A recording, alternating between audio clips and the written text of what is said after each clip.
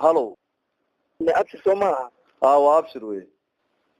نيو مدبدن بكرادين إن ميل عن كهذا سو من واوين مدبدن كان كرادين إن ما أنت كقولي سمينا الله حرير كهذا ما قرأت سفعا أروح عن كم ده المحاديث تكون حرنا هرجيسة أو لو قبتي إذا كنت لان لبدي على صرف دي لو نحواتي محاديث لك لقبتي سيدا هذول كاي سفعا المحاديث تاسع كم ده نيو وحنا كنا رقمي فلا حد جزء ما قرأت واقف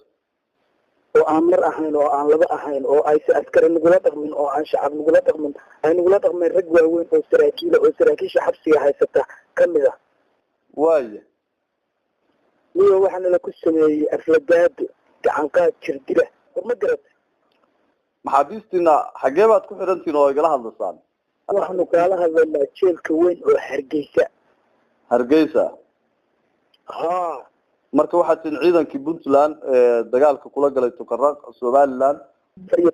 min oo gacanta lagu dhiganahay oo todobana dhaawac tahay todobana caadi tahay idinku xaalad noocee aad ku sugantiin hadda annaga xaaladda aan ku sugannahay hadda ma fiicna ma garata sababtoo ah waxaa jidhabaan ku yidhi hanjabaad iyo jirdilna laku sameeyey shalay todobadiiba ugu dambaysay baan ku yidhi haye adeeg caafimaad kama helno ma garata macnaha maxaad ka wadaa ula jeeda adeeg caafimaad annaga 25 bishii shanaad baa annaga nala qabtay ma garatay haye raggii la qabtay weli alaana rag baa jira xabada ku jiraan ma garatay waaye oo xaaladooda aan la oran waxna lagama qaban karo xabaduhu macnaha ay ugu jiraan aan la sheegin waxyaha qayb ka midna hadda qalaalan ay isugu shaqeynayaan waa gartay marka cunno laydinku filan iyo ma laydi siiyaa iyo daryeel wacan iyo bal ka waran qaabka maxaabiista loola dhaqmo annaga 24 saac hal 24 saac hal mar baa cunno ka helnaa dowladda Somaliland ma garatay waa gartay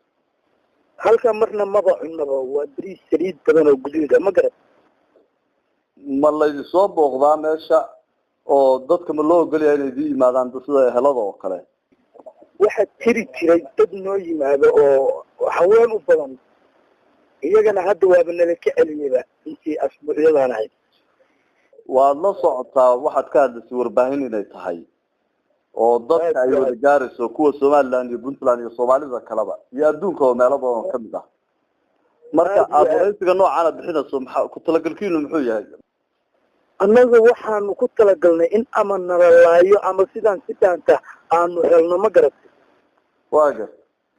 nolosha aan hadda annaga ku sugannahay sababta dhimashadaaba dhaanta maxaan ugu kalifay inaanu adiga soo raadino oo aanu kula xiriirno aan idaacad la hadalno waxaan ugu kalifay waa dareemika dhaabeena tahay waxaa la yidhi dheriga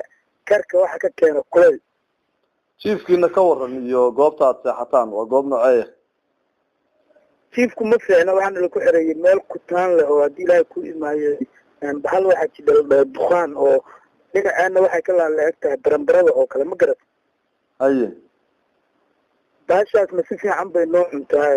ragga jirka waa xajimooda aad ba waxajimooda jirdil baad jirdil baa ii sheegtay inuu jiro waa mid nooceeya jirdilka bal faahfaahin naga sii jirdil nooceeya laydinku haya waa ulo iyo laad magaranaysaa kaba ciidan oo buuda oo laisla dhacay iyo ulo gaagaaban oo sida awtaqaanida ay leeyihiin ciidanka asluubta la dhaho oo rag madaxa lagala dhacay rag jirka kale lagala dhacay shalay gelinkii hore magaranaysaa 7 subaxnimo lala dhacay baa jira ma garat jirdil kaloo ka horreeyay ma jiraa shalay 7 way jiraan waa u dulqaadanaynay macnaa waa dulqaadanaynay waxaa jira dadka hadda shirdirka lagu sameeyey oo aanu ka cabanayno sababtoo ah maalintii koowaad oo nala keenay ee hanjabaada lagu bilaabay ilaa iyo maanta oo aan kula hadlayno baa socotay oo ulahaasi iyo laadkaasi waa mid idii qoran miyaa joogtaa tariiq ku-xigeenka saddexaad oo xabsiga iyo taliyaha labaad oo xabsiga waxaanu kala kulannay dagaal iyo aflagaado iyo hanjabaad iyo rag baa soo layseen idinkana xabad baa madaxa layni kala dhacayaa ma garat haye marka walaala dhibaatadaas oo dhan baanu kala kulannay xabsiga adiguna maadaama aanu kalnay aad iyo aad baanu